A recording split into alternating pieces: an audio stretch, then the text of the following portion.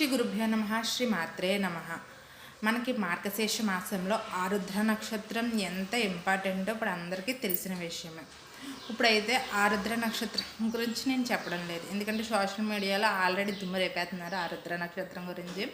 అప్పుడు నేను చెప్పేది ఏంటంటే, రేపు ఆదివారం పౌర్ణమి ప్లస్ మృగశిర నక్షత్రం ఉంది.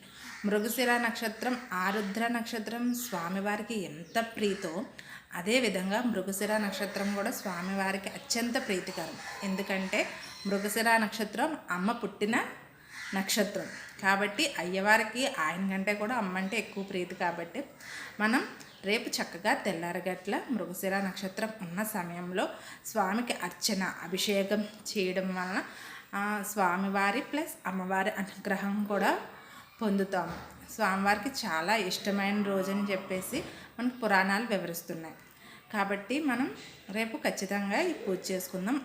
అలాగే లలితా సహస్రనామాలు వీలైనంత ఎక్కువసేపు పారాయణం చేయడం వల్ల మనకున్న అరిష్టాలు సకల దోషాలు తొలగిపోయి మనందరికీ కూడా మంచి జరుగుతుందని పురాణాలు చెబుతున్నాయి.